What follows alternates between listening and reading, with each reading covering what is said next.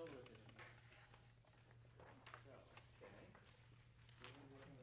working on style specifically. Okay. So now you have to make a decision. I don't have a part. Maybe I could, like, or maybe one of us could play it on bells.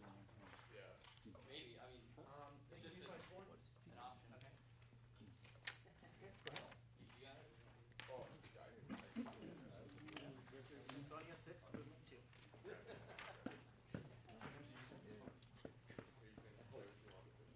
Facing the right way.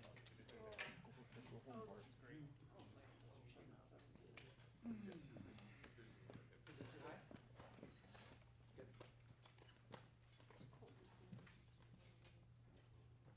Oh, that's kind of low. Solo baritone horn. I'll play on vibes. Give me 1 second. Do you want to do it on vibes or marimba? Well, we have vibes here, Oh. so Oh, let's have. Oh, let's have. that's better. yeah, that's I think a much better idea. Trying to help you out, yeah. Well, I'm the euphonium that slides, so. There's like I don't think the full score exists. So it's just your guess. Yeah. Didn't know.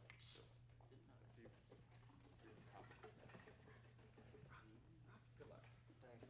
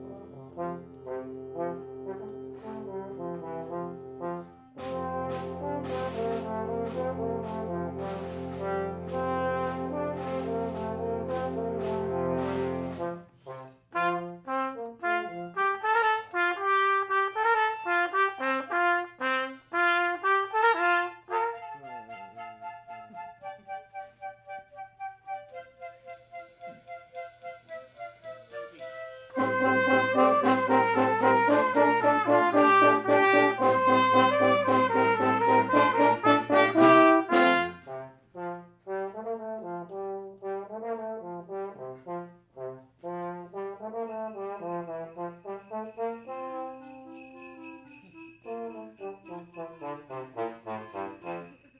Don't play I'll turn your page breaks. Thanks. Thank you for playing Slate Bell there. Yeah, I didn't see it until just now.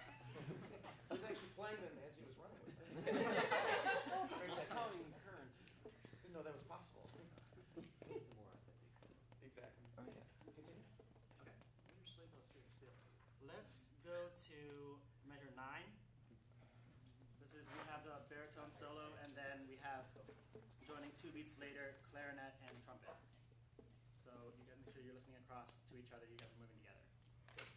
Now make sure your conducting now reflects that. So more specific, specified conducting. Okay. Okay, measure 9.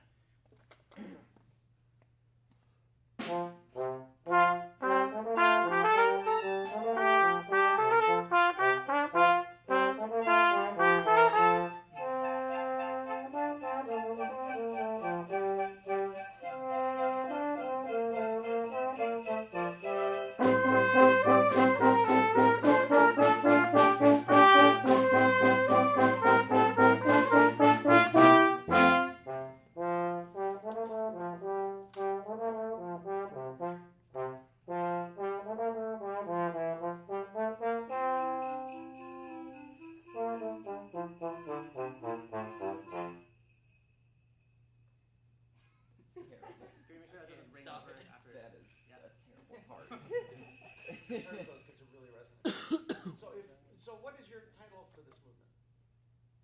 Well, so okay, so in this edition, it's not in the original one, but this edition it's called subtitled The Four Elements, and so the second movement is supposed to be Earth. Really? Yes.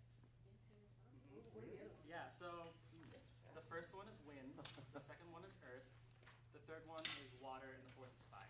So let's have them write that down. Now, do you agree with the second movement's title? I feel like there are 2 different ways to think about the Earth title. You can have one of the things that comes to mind immediately is like a very like heavy sound, very like strong, have a sort of like light, playful spring kind of feeling that still is tied to earth. So that's more what I'm going for. So maybe spring? Yeah, spring. Okay, so let's conduct that. Let's hear that. What were the? And that'll totally change the trombone solo. One is wind, Could you say the that Well, movement? sorry. fire Go is ahead. three, Sorry, sorry, sorry. Yeah. So and it's, then wind, water. earth, water, and fire. Not that time. Only on Ray Wait, wait. gave them all the world needs him most. He disappeared. All right. Okay, so let's go for the spring idea, because that'll totally change the sound of the solo. And it'll create more of a lightness, which I think we're missing in this piece. Okay. Sounds a little heavy. Okay, and again? Yeah. Let's start the beginning of movement 2. 2 more minutes. The tip really well. Try to have more focus in front of you and share yourself. So pivot, make sure that your heart is going to the people, and make sure that you're always with the action. Try to be there a little bit early, a little bit earlier. Okay. You're still all right? Yeah, You stuck? yeah, I'm good. Are you stuck? No, we're good. He's imitating a high schooler saxophone section. We Yeah. don't pay attention to him. I guess the saxes need more attention. Welcome to my world. Usually it's percussionists. Okay, ready? All right. Beginning of movement 2.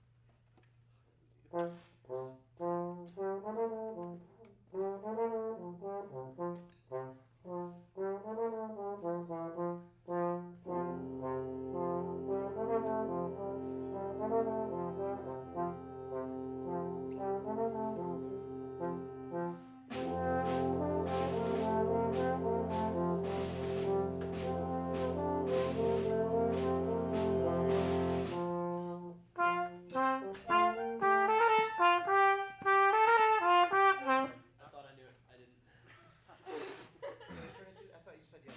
I did, and I was like, oh yeah, I got that.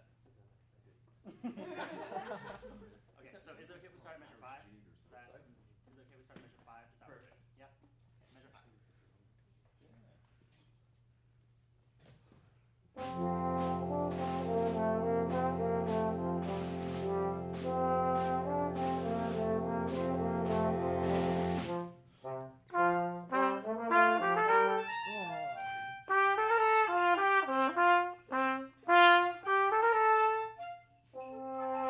I got off. Oh man.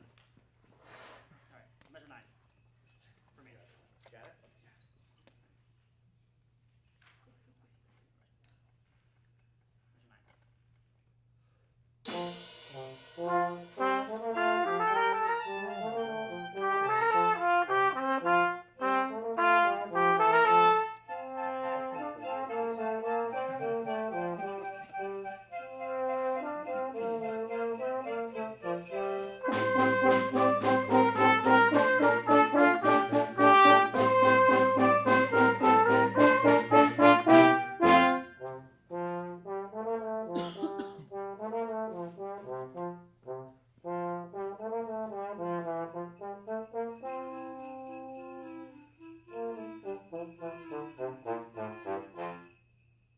Okay, so I'm seeing one thing. I'm hearing something different at the end.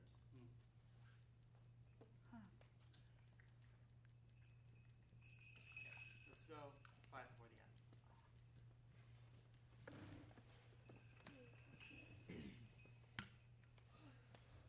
That's 2 bars early. We're starting 5 before the end. Sorry. Thank you.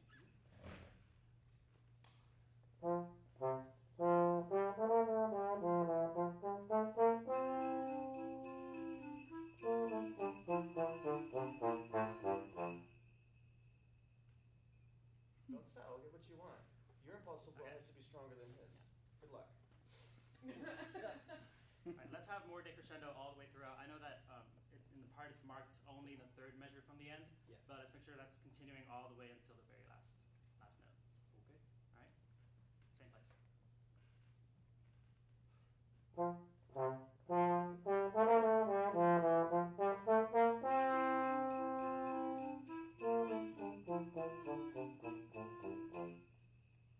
Yeah, just make sure that the tone is still supported all the way to the end. That's the issue with young players. Now, give us an idea. Notebook. Oh, talk about your dynamic versus. You know, think about probably, like, you shouldn't try and get them to play really, really softly anytime in their first, like, 4 years of playing.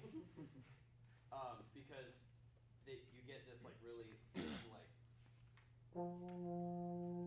it gets, like, this extra little bit of, like, nasaliness to the sound. So, like, in general, just, you should have them think about blowing a thick column of air and vary dynamics with talking about air speed. So have them think about playing a crescendo as starting with slow but very intense air and speeding it up and slowing it down as they want to change it.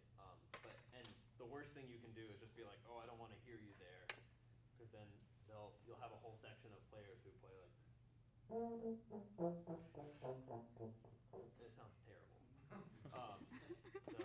yeah. Yeah, and it's very important. When you're working with young players, let them play out, because in like oboists, it is impossible for a young oboe player to play quietly. It's Affleck on steroids. Okay, so one young oboist, and don't just start one, start at least two, so they have buddies, because they need therapy with each other. Yeah. Never put your young 6th grade oboist in the first row and then keep giving them the hand. You're setting everybody up for failure. Put the oboist in the parking lot, the last row, whatever. Put them someplace else, back further in the group, so they can play out stronger and still be part of what's going on. It's going to take an oboe a long time to get a tone. It's a weapon for the first year. It's a weapon. Okay, so please remember that. Please remember. Okay, comments, please. Thank you. Brady. Just given the physics of this instrument, I can only be so quiet and control it so much, because what's making the sound is balls bouncing around in this sphere. So I can't really control that part of it.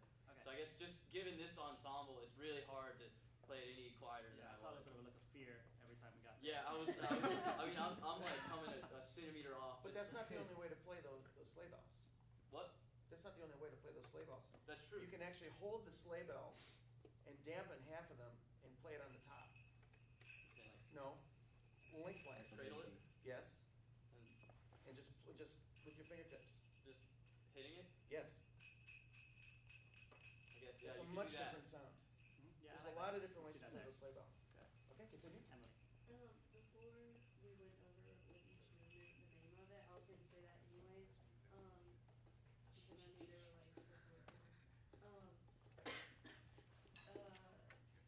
Speaking from like the education basis, that would be a really good way to negotiate with your young students, Sorry, screwed up. the different styles.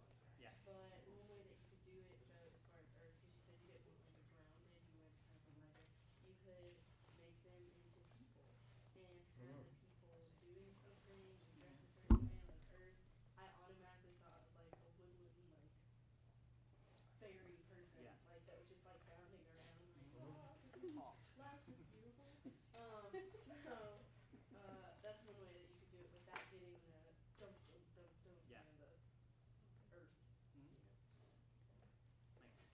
You have a very expressive face, and I want to see that in your conducting so much more, because I know what you can do with your face, and I want you to be able to like do that in your conducting, because it can be so good. I know it can be so good. Just practice that more, because like, oh my Yeah. gosh, that's gonna send. I think you're conducting like up 3 levels.